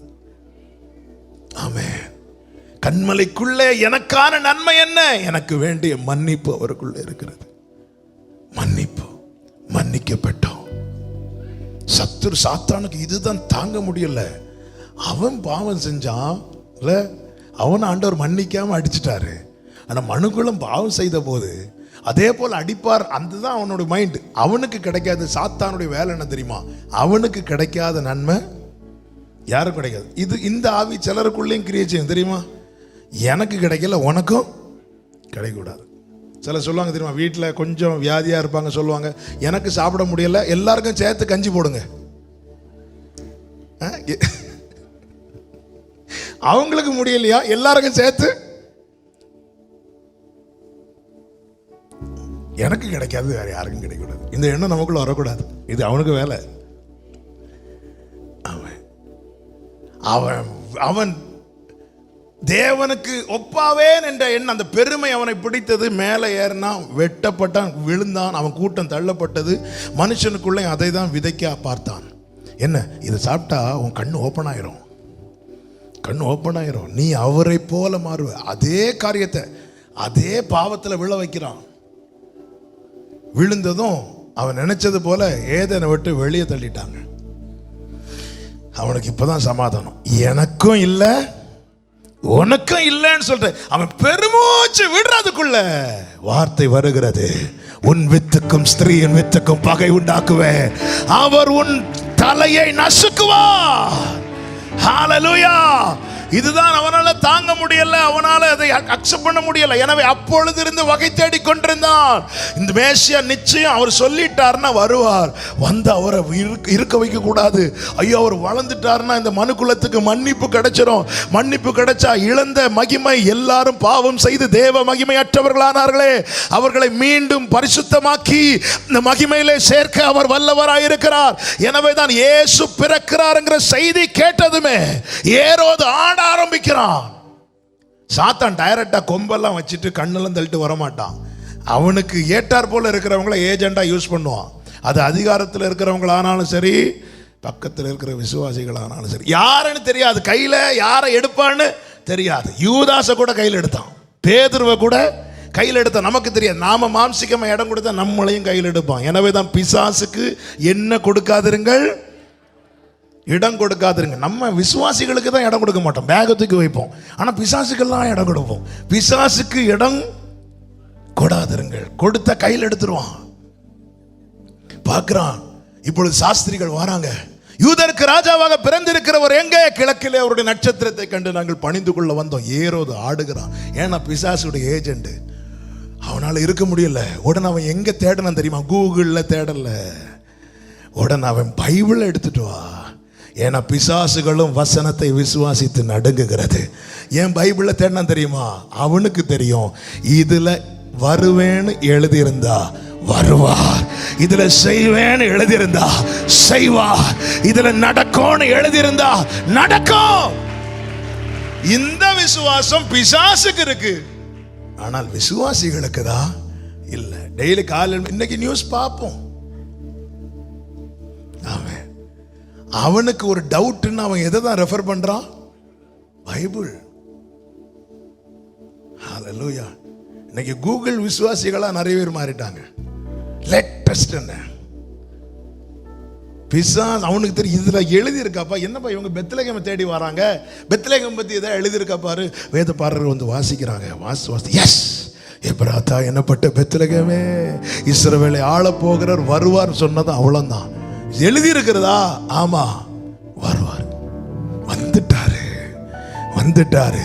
அழிக்க நினைத்தான், அழிந்தார். அவர் வந்தார். ஆமென். என்ன சொன்னா தெரியுமா? இதுல சொல்லி இருக்கிறதை நான் நிறைவேற்ற வந்தேன். இதுல அவரை குறித்து சொல்லி இருந்த முதல் வார்த்தை என்ன? அவர் சத்ருவின் தலையை நசுக்குவார். ஹல்லேலூயா. மனுக்குலத்துக்கு மீட்பு, மனுக்குலத்துக்கு மன்னிப்பு கிறிஸ்துவுக்குள்ளே இருக்கிறது. எனவே என்னை கேட்கிற அன்பு சகோதரா சகோதரி, எப்பேற்பட்ட பாவ கட்டில் நீ இருந்தாலும் எனக்கு ஒரு விடுதலை கிடைக்காதா, எனக்கு ஒரு மீட்பு கிடைக்காதா என்று ஏங்கிக் கொண்டிருக்கிற ஒவ்வொருவருக்கும் சொல்லுகிறேன், அந்த நன்மை வேறு யாரிடத்திலும் அல்ல. அந்த நன்மை கன்மலையாகிய கிறிஸ்துவுக்குள்ளே இருக்கிறது. என்னிடத்தில் வருகிற ஒருவரையும் புறம்பே தள்ளேன் என்று சொன்னவர் இன்று அந்த மீட்பை, மன்னிப்பை உங்களுக்கு தர வல்லவராயிருக்கிறார். அவருக்குள்ளே மீட்பு. இரண்டாவது, அவருக்குள்ள என்ன நன்மை இருக்கிறது? யோவான் 1:6, 1:4. யோவான் சுவிசேஷம் 1:4. அவருக்குள்ள என்ன இருக்கிறது? ஜீவன் இருந்தது. கைகளை உயர்த்தி ஆமென் சொல்லுங்க. அந்த ஜீவன் மனுஷருக்கு ஒளியா இருந்தது. அவருக்குள்ள என்ன இருக்கிறது?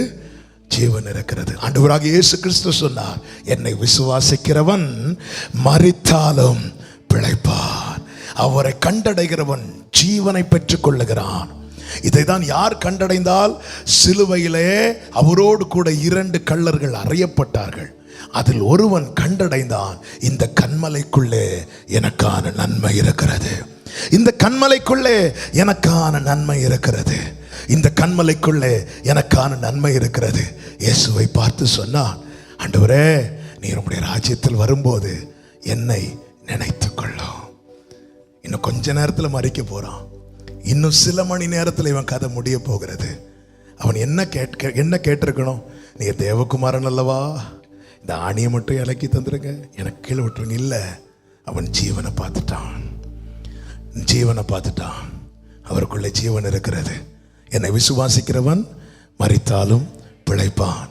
நீர் வரும்போது என்னை நினைத்தரலாம். வேற எதுவுமே கேட்கல. ஒன்னே ஒன்று எனக்கு கன்ஃபார்ம் பண்ணி கொடுங்க ஆண்டவரே. ஒரே ஒரு உறுதி கொடுங்க. என்ன? நீ ராஜ்யத்தில் இருக்கும்போது உங்கள் நினைவில் நான் இருக்கணும். உங்கள் நினைவில் எனக்கு ஒரு இடம் இருந்தால் உங்கள் பக்கத்தில் எனக்கு ஒரு இடம் போட்டு வச்சிருப்பீங்க. ஆமே. நம்ம எல்லாம் ஒரு கல்யாண வீடுன்னு வைங்களேன், கார்டு யாருக்கு எடுத்தோடனே அப்படி கார்டு எடுத்துட்டு அப்படியே போயிட்டு ஆவியானவர் எங்களை நடத்துவார்னு சொல்லிட்டு போவோம். இல்லை, நம்ம கார்டு முதல்ல நினைவில் கொண்டு வருவோம்ல. நம்ம நினச்சி இன்னா இருக்கு அப்படி நினைவில் யாருக்கு கொண்டு வரோமோ அவங்கள்ட்ட போய் சீட்டு வைப்போம். சிலரை மிஸ் ஆகிரும். மிஸ் ஆகிட்டு அவங்க வந்து கேட்பாங்க, ஆனாலும் எங்களுக்கு கார்டு தரலையேன்னு. உடனே நம்ம என்ன சொல்லுவோம்? மறந்துட்டோன்னு சொல்லுவோமா? அவங்கள்ட்ட மறந்துட்டோன்னு சொல்ல மாட்டோம். வீட்டில் வந்துட்டு, சே, இவங்களை மறந்துட்டேன் பாரு. அப்போ நினைவில் ஒரு ஆள் இல்லைன்னா அவங்களுக்கு இடம் இல்லை. அவர் நினைவில் நான் இருப்பேன். எப்படி சொல்றீங்க? அவர் சொல்லி இருக்கிறார் அல்லவா, அவர் பெரியோரையும் ஆசீர்வதிப்பார், சிறியோரையும் அவர் நினைத்தருளுவார். ஆண்டவரே, உம்முடைய ராஜ்யத்தில் வரும்போது நீர் என்ன நினைத்து கொள்ளும்? அவனுக்கு திரும்பி கூட பார்க்க முடியல. அவனுக்கு இருந்த முழு பலத்தோடு இப்படி தானே தொங்கிட்டு இருப்பாங்க. இப்படி தான் பார்த்துருப்பான்ல, இப்படி பார்த்துருப்பான். ஆண்டவரை எடுத்துக்கொள்ளும், என்ன நினைத்து கொள்ளும். ஃபுல்லாக கூட திரும்ப முடியல, ஆனால் அவனுக்கு கொஞ்சம் திரும்ப முடிஞ்சுது. இயேசுவும் அதே போல அவர் தாமே சோதிக்கப்பட்டு பாடுபட்டபடியால் சோதிக்கப்படுகிறவர்களுக்கு உதவி செய்ய வல்லவர். அவன் கையில் எப்படி வலிக்குமோ அதே வலி தான் அவருக்கும். அதே வலியில் அவனை பார்த்து, அவன் பார்க்கறது மாதிரியே அவனை பார்த்து சொன்னார், இன்று நீ என்னோடு கூட பரதேசில் இருப்பாய். அவருக்குள்ளே மன்னிப்பு, அவருக்குள்ளே மறு வாழ்வு. என் வாழ்க்கை இப்படி ஆயிட்டே, இனி என் வாழ்க்கை கட்டி எழுப்பப்படாதா? இனி எனக்கு ஒரு புதுமை கிடைக்காதா? யாராவது ஏங்கி கொண்டிருப்பீங்கன்னா நீங்க வேற யாரையும் பார்க்காதீங்க, கிறிஸ்துவை பாருங்கள். அவருக்குள்ளே மறுவாழ்வு இருக்கிறது. வழியோரமாய் கட்டப்பட்ட கழுதை குறித்து அநேகர் அநேக விதமாய் சொல்லுகிறார்கள். அதுல ஒரு கூட்டத்தார் எப்படி சொல்றாங்க அப்படின்னா, எஜமான் இனி அந்த கழுதையை பயன்படுத்த விரும்பவில்லை. ஆமாம். எனவே அந்த கழுதை, சிலர் என்ன செய்வாங்க, இனி இந்த பிரயோஜனமற்ற கழுதையை கழுத்தை உடைத்து கொண்டு விடுவார்கள். சிலர் என்ன செய்வாங்கன்னா வழியோரமாக கட்டி வைப்பாங்க, யார் வேணாலும் எடுத்துட்டு போங்க, அவ்வளோதான். ஏன்னா வேற கழுதைகள் வந்திருக்கும் அந்த வீட்டில், இல்லை வேற, அவ்வளோதான், முடிஞ்சுது. நான் இனி பிரயோஜனமற்றவன், நான் எதற்கும் இல்லை, முடிஞ்சுது. கட்டப்பட்ட நிலையில் இருக்கிறது. அந்த கழுதை நினைச்சிருக்கும், ஆமாம், யார் என் கழுத்தை இருக்க போகிறாங்களோ, என் வாழ்க்கை இன்னைக்கே நாளைக்கேன்னு தெரில. 2 சீஷர்கள் வந்தார்கள், கட்டுகளை அவிழ்த்தார்கள். அந்த தெருவில் இருக்கிறவங்க கேட்டாங்க, எதுக்கு, ஏன் எடுத்துகிட்டு போகிறீங்க? கொல்லுவதற்கா? இல்லை, இது அவருக்கு வேணும், இது அவருக்கு வேணும். அவரிடத்துல மறுவாழ்வு இருக்கிறது, அவரிடத்துல ஜீவன் இருக்கிறது. கழுதை வந்தது, கழுதையின் சரித்திரம் மாறினது, கழுதை இன்னும் பேசப்படுகிறது. அவரிடத்தில் வந்த கழுதைக்கு ஒரு புதிய வாழ்க்கை கிடைக்குமானால், ஆமென், அவருடைய பிள்ளைக்கு ஹல்லேலூயா, அவருக்குள் ஜீவன் இருக்கிறது, அவருக்குள் ஜீவன் இருக்கிறது. அவருக்குள் மன்னிப்பு, அவருக்குள் மறுவாழ்வு. மூன்றாவது 2 கொரிந்தியர் 1:20. 2 கொரிந்தியர் 1:20. எங்களால் தேவனுக்கு மகிமை உண்டாகும், எங்களால் தேவனுக்கு மகிமை உண்டாகும்படிக்கு தேவனுடைய வாக்குத்தத்தங்கள் எல்லாம் இயேசு கிறிஸ்துவுக்குள் ஆம் என்றும் ஆமென் என்றும் இருக்கிறது. கைகளை உயர்த்தி ஆமென் சொல்லுங்க பார்க்கலாம். கிறிஸ்துவுக்குள் எல்லா வாக்குத்தத்தங்களும் ஆம் என்றும் ஆமென் என்றும் இருக்கிறது. ஹல்லேலூயா.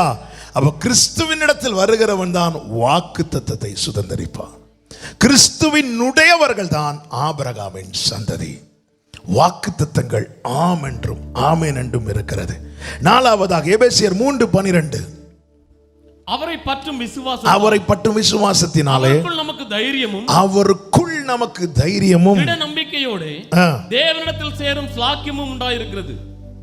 அவருக்குள்ளே தேவனிடத்தில் சேரும் ஸ்லாக்கியம் இருக்கிறது. பிராகாரத்தில் கூட நிற்க தகுதியற்ற நானும் நீங்களும் இன்னைக்கு மகா பரிசுத்த ஸ்தலத்தில் கூடி ஆராதிக்க காரணர் யார் தெரியுமா? என் ஆண்டவராகிய இயேசு கிறிஸ்து. அன்னைக்கு சீனாய் மலையில் தேவன் எழுந்தருளும் போது நியமம் என்ன? மலையை சுற்றி எல்லை போட வேண்டும். அந்த எல்லைக்குள்ளே யார் கால் எடுத்து வைத்தாலும் அவர்கள் சாக வேண்டும். தேவன் எழுந்தருளும் போது ஜனங்கள் வீட்டிலிருந்து கூடாரத்திலிருந்து நடுங்கினார்கள். ஐயோ, அந்த சத்தம் வேண்டாம், எங்களால் தாங்க முடியவில்லை.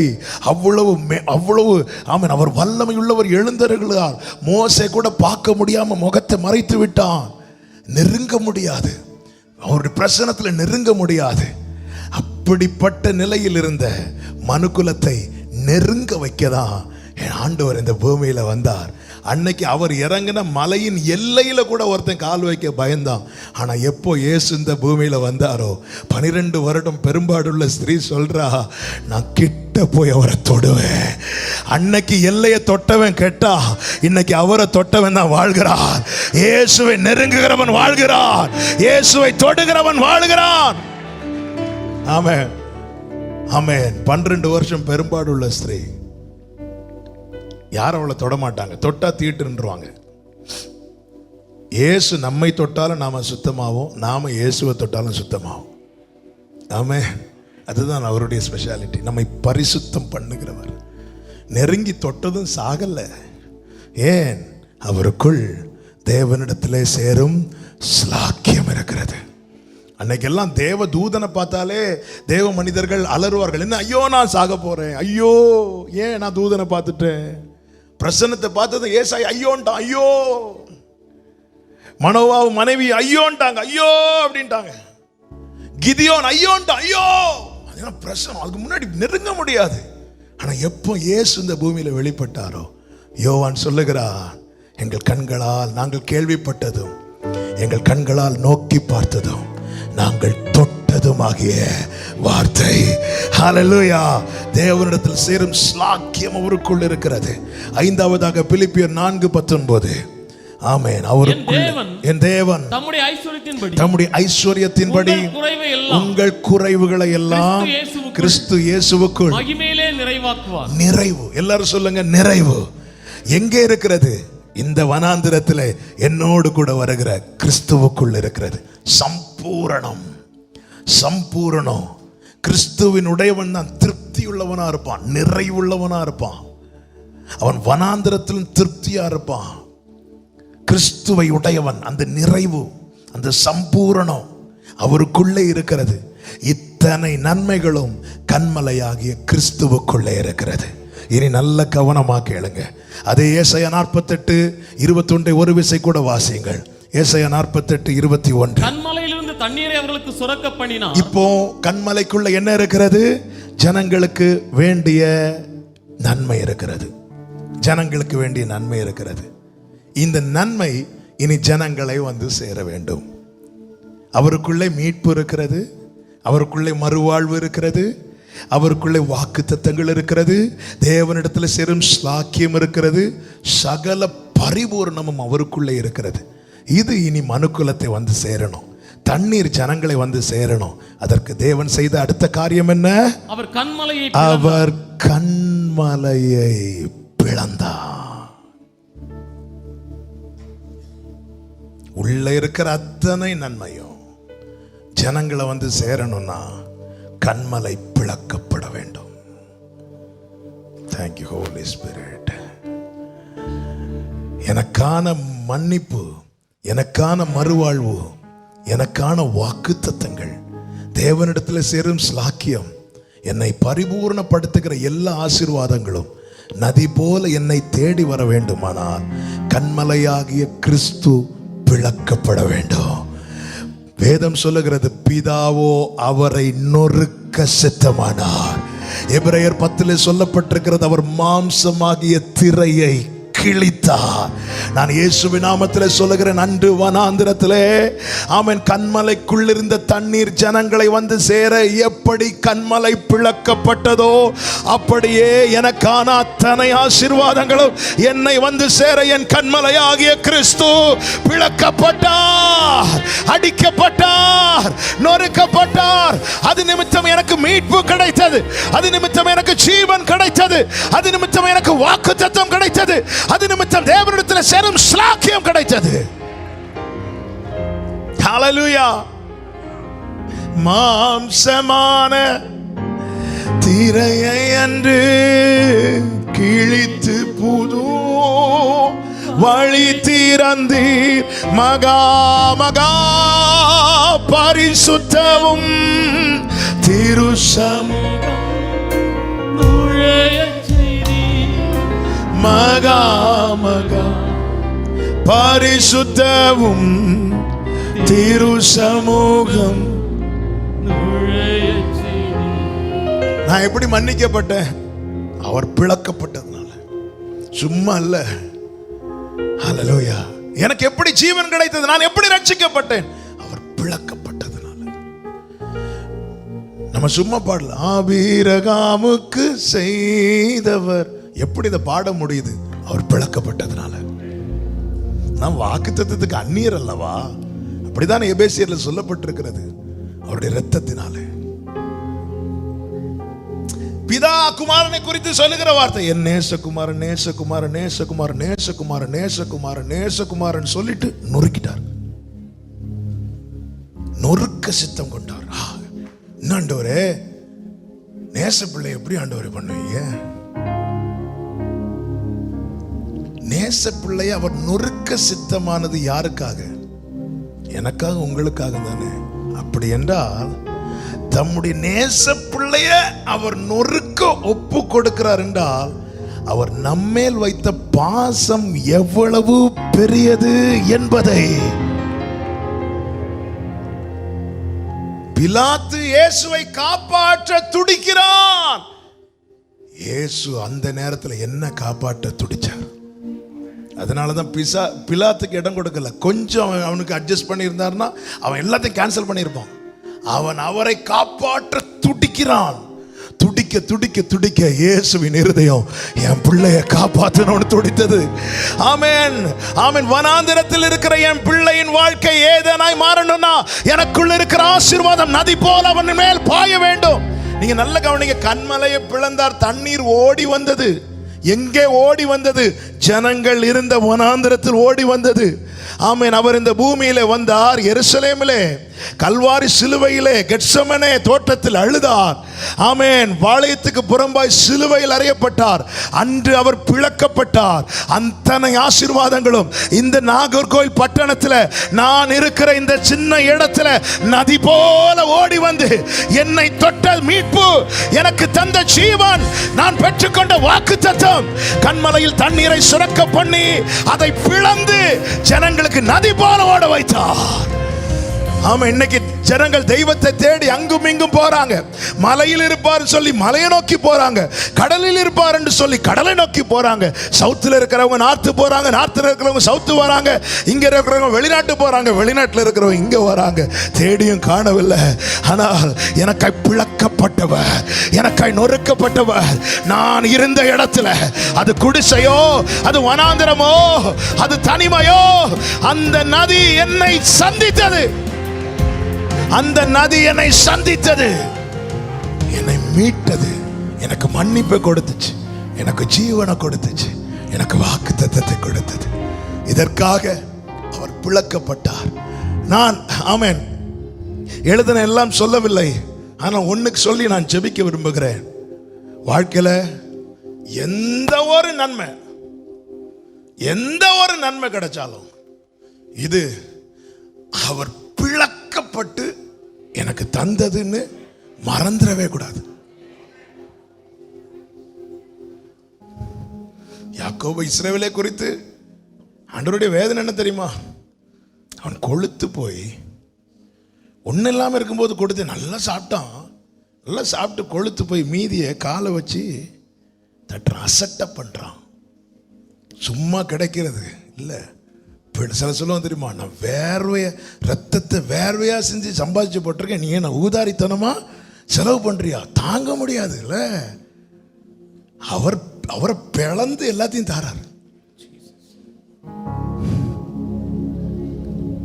வாழ்க்கையில எந்த ஒரு நன்மையாகட்டும், தாவீது 23 சொல்றாரு, நன்மை என்ன தொடரும். என்ன நம்பிக்கையில தாவீது 23 சொல்றாரு. அவர் 22 ஒரு காட்சியை பார்க்கிறார். 22 சங்கீதம் எப்படி ஆரம்பிக்குது தெரியுமா? என் தேவனே, என் தேவனே. இது யாருடைய வார்த்தை? கல்வாரியில கிறிஸ்து சொன்ன வார்த்தை. ஆண்டவர் சமூகத்தில் இருக்கும்போது ஆவிக்குரிய கண்கள் திறக்கப்பட்டு தாவீது இந்த காட்சியை பார்க்கிறார். தனக்காக அவர் அடிக்கப்பட்டதை பார்த்தபோது 23 சங்கீதம் எழுதுகிறார், இவர்தான் என் மேய்ப்பர், நான் தாழ்ச்சி அடைய. இவர்தான் என் மேய்ப்பர், நான் தாழ்ச்சி அடைய. இவர் பிளக்கப்பட்டதுனால ஜீவனுள்ள நாளெல்லாம் நன்மையும் கிருபையும் என்னை தொடரும், என்னை தொடரும். ஆமென். 23 படிக்கும் போது 22 படிச்சு படிங்க, அப்பதான் தெரியும் அதோடைய வேல்யூ. அவர் என்னுடைய மேய்ப்பர். அவர் என்னை எப்படி நடத்துறார்? நீதியின் பாதையில என் தலை எண்ணெயால் அபிஷேகம் பண்ணி என் பாத்திரம் நிரம்பி வழிகிறது. ஆமென். எந்த ஒரு வாழ்க்கையில எந்த ஒரு நன்மை கிடைக்கும் போதும் ஒரு நாள் ஆண்டவர்ட்ட எனக்கு ஆனாலும் இதை தரலையேன்னு சொல்லாதீங்க. அவர் தந்தது எல்லாமே தன்னை பிளந்து தந்திருக்கிறார், தன்னை பிளந்து. ஆமென்.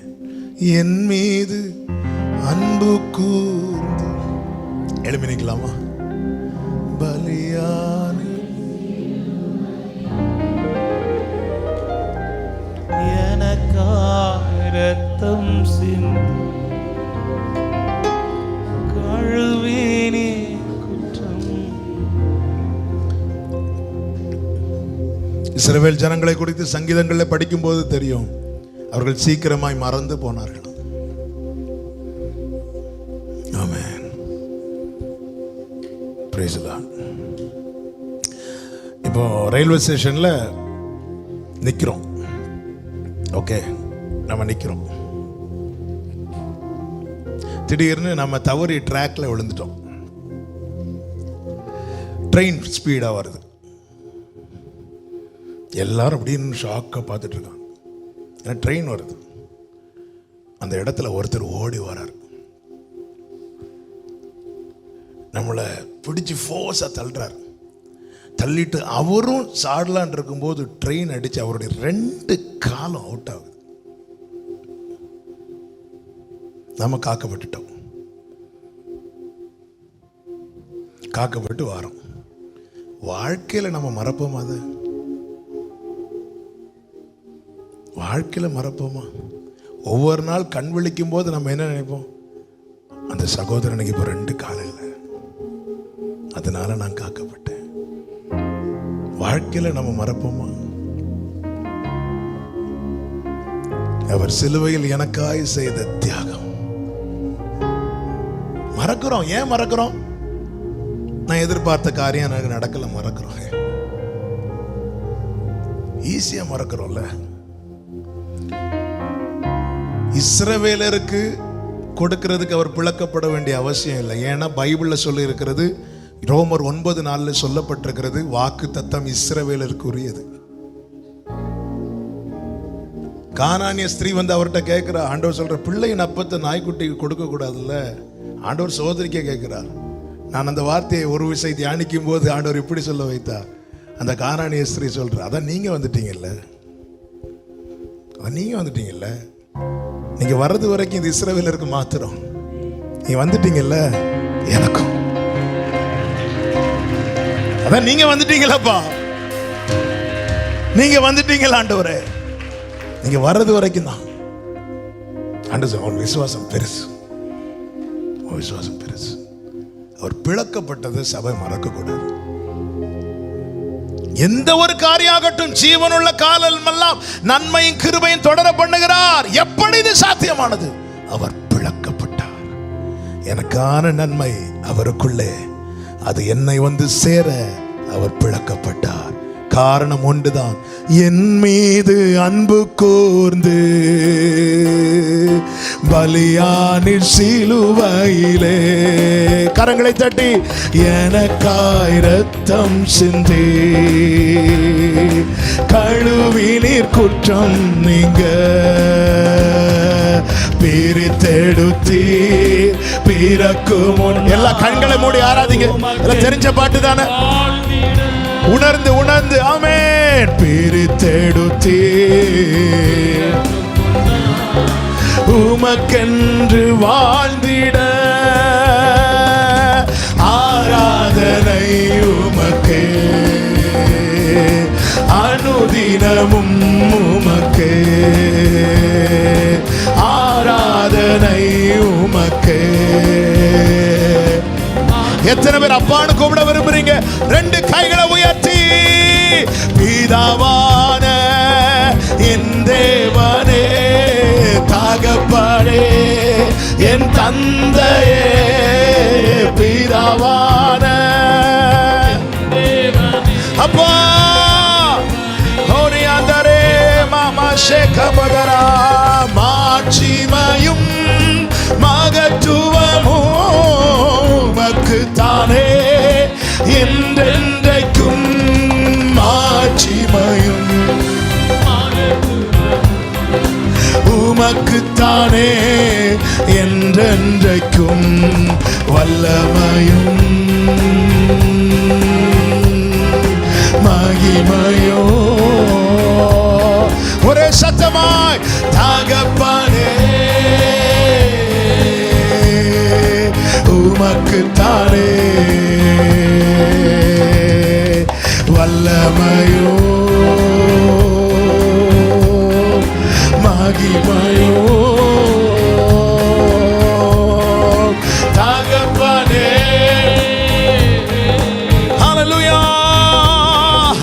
ரெண்டு கைகளை உயர்த்தி சொல்லுங்க, உம் இரத்தத்தால் பிதாவோடு, உம் இரத்தத்தால் பிதாவோடு ஒப்புரவாக்கி மகிழ செய்தி. ஆமென். க்ளோரி. ஒப்புரவாக்கி அப்பா கரைபடாத மகனாக நிறுத்தி தினம் பார்க்கின்றீர். கரைபடாத மகனாக நிறுத்தி தினம் பார்க்கின்றீர். வல்லமையும் மகிமையோ தகப்பனே உமக்குத்தானே வல்லமையும். ரிபலரதரபா உடரபா சந்தரபா கபதலோ ஹே மலரியான் தனரமௌ ஷீ கதரியாந்தரே. ஹல்லேலூயா ஹல்லேலூயா.